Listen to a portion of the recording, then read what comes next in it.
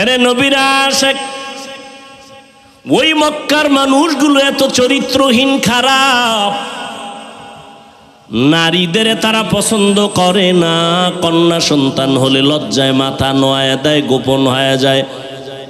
এতটা খারাপ, কন্যা পছন্দ করে না, নারীদের পছন্দ করে না। এত বড় জালেম, কন্যা সন্তান হলে আপন বাবা নিজের হাতে কন্যাটারে জ্যান্ত পাথর চাপা দিয়ে মেরে ফেলে। কতটা খারাপ। ওর ভেতরে আমার রহমতের নবী, শ্রেষ্ঠ ডাক্তার খাতামুন নবীন, আল্লাহ তারে মক্কায় পাঠাইলেন। কেমন নবী পেয়েছো রে যুবক, যেই নবী কোনদিন জিহ্বা নাড়াইয়া কোনদিন কোন দুশ্মনকে একটা গালিও দেন নাই। কেমন মায়ার নবী, রহমতের নবী। আমার জীবনে গালি দিবেন তো দূরের কথা, হাজারো গালি নবীরে দাঁড়ায় দাঁড়ায় বেঈমানেরা দিছে। কেমন মায়ার নবী, একটা গালির জবাবও দেন নাই। আরো আশ্চর্য শুনো, কেমন নবী, কেমন নবী আমার জীবনে চক্ষু মুবারক উঁচু করে গরম চোখে নবী জিন্দেগিতে কারো দিকে তাকান নাই। মিথ্যা কথা বলেন নাই, গালি দেন নাই, গালির জবাব দেন নাই, চোখ গরম করে রহমতের নবী কারো দিকে তাকান নাই। ইনশাআল্লাহ ওলামায়ে কেরাম এক হয়ে যাবে। আপনারাই দ্বন্দ্ব কইরেন না, তওবা করেন, একেবারে তওবা করেন। নামাজ পড়েননি, এটা হিসাব করেন। রোজা রাখেননি, হিসাব করেন। আপনার মাইয়া ফোলা পর্দা করেনি, কয়দিন আর এই দ্বন্দ্ব, এই বাহাদুরি, মইরা গেলে তো সব শেষ। আমার ভক্ত যদি একটা মইরা যায়, আমি আইয়ে কমু তোর সংসার আমি চালাম, তাই কেন এই হুদা হুদা দ্বন্দ্ব করেন? নিজের সংসার ঠিক করেন। মাইয়া ফলাডিরে মানুষ বানায় যান, অন্তত ওরা দোয়া করবে, কবরে সওয়াব পাবেন। এই আকাম সাকাম বাদ দেন, আলেমদের বিরুদ্ধে লাগা বাদ দেন। এটা আপনাকে কাম না, এটা রসুলের আদর্শ না। কোন আলেম বলে নাই যে আর এক আলেমের বিরুদ্ধে লাগো। ওটা যদি আরো 15-20 বছর আগে যদি এরকম কিছু বইলা থাকে, এই যুগে বলার উপায় নাই। দেখেন না, একটা ভুল করে লইয়া ভরে, সব সতর্ক হয়ে গেছে। হুজুরেরাও বক্তারাও সব সতর্ক। টুকটাক ভুল যা হইছে, এখন আর সবাই কথা বলতেও সাবধান, কদম দিতেও সাবধান। মাঝে মাঝে তো এয়ারপোর্টে যাই, ওয়াজে যাই, ওই উত্তরবঙ্গে বিভিন্ন চট্টগ্রাম, এখানে তো এয়ারপোর্টে গেলে বহু বক্তার সাথে দেখা হয় বিভিন্ন লাইনে। দেখলেই বুকের সাথে বুক, নাম কমু না, এই হেগো বক্তা হেনে আছে, আমি নাম কইতাম না। ভাই চা খেয়ে যান, আমি কিনা বিমানের টাইম নেই। ও ছবি একটা তুইলা নিচে পিছন দিয়া, টের পাই নেই। নাম কইলে হেনে সবাই চিনবে। আমগো লাইনের না, ওরা মাঝে মাঝে আগে আমগো গালি দিত, এখন আর দেয় না। চিন্তা করছে না এর দ্বারা ইসলামের ক্ষতি হয়। বেঈমানরা হাসে, দেখছনি মুসলমানের কেমনে গালি দেয়। এই জন্য এখন আমাদের বক্তারাও মোটামুটি সংযত হইতেছে। দোয়া করি আল্লাহ সমস্ত উলামায়ে কেরামদেরকে আরো সংযত হওয়ার তৌফিক দান করেন, দ্বন্দ্ব ছাড়েন।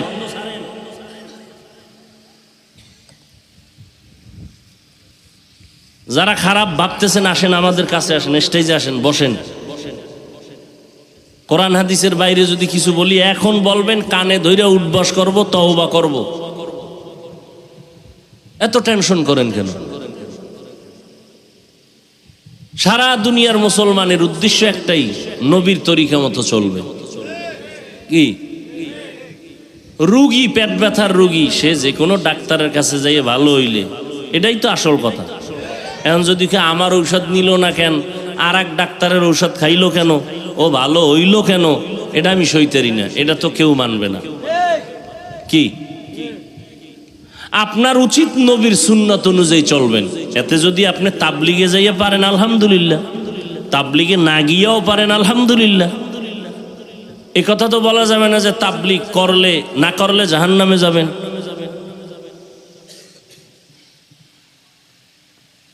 দূরত্ব কমায় দেন।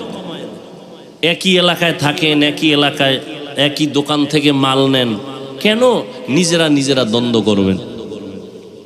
সবাই একে হাত রাখেন। ফিলিস্তিনের অবস্থা দেখতেছেন না? আসামের অবস্থা দেখেন না? কাশ্মীরের অবস্থা দেখেন না? চেচনিয়া বসনিয়ার অবস্থা দেখেন না? এখন তো মিডিয়া সব হাতের মুঠায়, দেখতেছেন মুসলমান কিভাবে মার খায়। আপনার একটু মায়া লাগে না?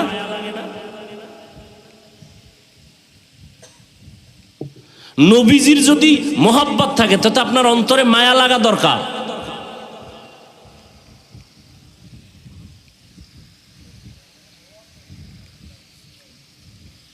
আমি কোনো আলেমের বিরুদ্ধে কোনোদিন একটা বয়ানে কোনো কথা বলছি, এরকম প্রমাণ থাকলে এখন বলেন, আমি এখন মাইক ছুঁয়ে কানে ধরে উঠবস করব 50 বার যে হুজুর হ্যাঁ আপনি অমুক বয়ানে অমুক আলেমের নাম নিয়ে আপনি পাবলিকের সামনে কিছু বলছেন।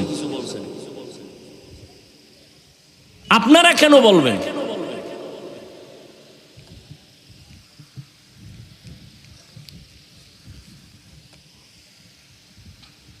এখন আর ওই সুযোগ নাই যে কোনো আলেম আইসা উল্টা পাল্টা কথা বইলা ওয়াজ কইরা যাইব। ওই আলেম ঠান্ডা মাথায় বাসায় গেল ওর ঘুম হারাম হয়ে যাব। ওই যুগ এখন আর নাই। আপনারা ঠান্ডা মাথায় থাকবেন, যে আলেম বয়ান করে যাক, মিডিয়া সব আইসা পড়ে কি বয়ান করছে।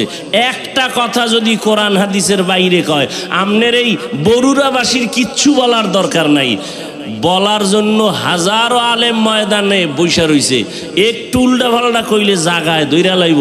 পরে এই হুজুরে বউয়ের কাছে মাপ চাইয়া লাইবে আইয়া কয় ভুল হইছে, মাপ কইরা দাও। যুগটা বুঝেন কিছু? তা আপনারা এত পারাপারি করেন কেন? এত টেনশন করেন কেন? একেবারে নিশ্চিন্তায় থাকেন, শুধু চিন্তা করেন নিজে কেমনে একটু আমলালা হবেন, মাইয়া ফলাডির একটু আদর্শ বানাবেন, নবীর তরিকাওয়ালা বানাবেন, এই চিন্তা করেন। আর একজনের চিন্তায় নিজের ঘুম নষ্ট, নিজে নামাজ নাই রোজা নাই খবর নেই, আর একজনে নামাজ পড়ে না, নিয়ে পেরেছেন। ওই মসজিদে আজান হইতেছে, কয় চলো নামাজে, কয় না আমি যাবো না। কেন? কয় পেরেশানি কি? কয় কবরে একা কেমনে থাকবে, এই টেনশনে আছে। হুদা আকামের দোয়ানদারি। কি যুবকেরা সত্য কথাটা বলেন, মুরব্বীরা। এখন কোন আলেম কি উল্টা পাল্টা বয়ান কইরা কেউ ধরে নাই, বরুড়াওয়ালারা কিছু বলেও নাই, কিন্তু এই বয়ানটা মিডিয়ায় যায় না। উল্টা পাল্টা কইয়া এই যুগে কি কেউ ঘুমাইতে পারে? ও নতুন করে লাইভে আসা লাগে না? আইয়া ক্ষমা চাওয়া লাগে না? আপনারা আর কি চান? এরপর নিজেরা কেন দ্বন্দ্ব করবেন? আলেম পাইলে দোয়া নিবেন। আপনার এলাকায় আলেম আসছে, আপনি কোন দল করেন দরকার নাই, হুজুর একটু দোয়া করেন আমার ছেলের জন্য, মেয়ের জন্য, আমি যেন শান্তির জীবন যাপন করতে পারি, দোয়া চাইবেন।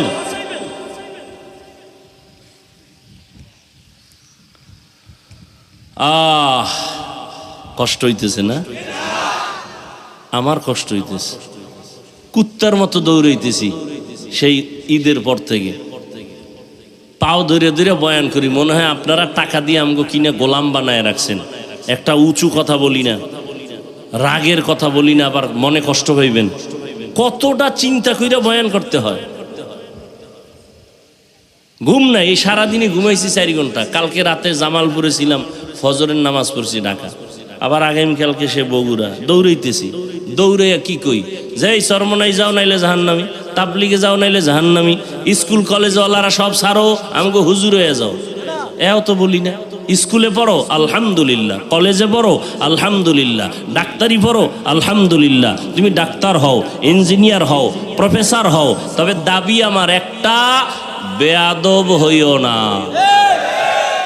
তোমার ব্যবহারে যেন কোনোদিন মা বাবা কষ্ট না পায়। ও যুবক বাবা, তোমার আচরণে যেন কোনোদিন কোনো আলেম কষ্ট না পায়, তোমার ব্যবহারে এলাকার কোনো মুরব্বী যেন কষ্ট না পায়, তাহলে তুমি ধ্বংস হয়ে যাইবা। আর আল্লাহর কাছেও তওবা করলে ক্ষমা নাই। কেন? বান্দার হক আল্লাহ মাপ দিবে না, আগে বান্দার ক্ষমা দিতে হবে। শিক্ষকের সাথে যারা বেয়াদবি করছো, মা বাবার সাথে যারা বেয়াদবি করছো, মুরব্বীদের সাথে যারা বেয়াদবি করছো, তাদের থেকে ক্ষমা আগে, তারপরে আল্লাহ ক্ষমা করবেন। এরা ক্ষমা না দিলে আল্লাহ ক্ষমা দিবেন না।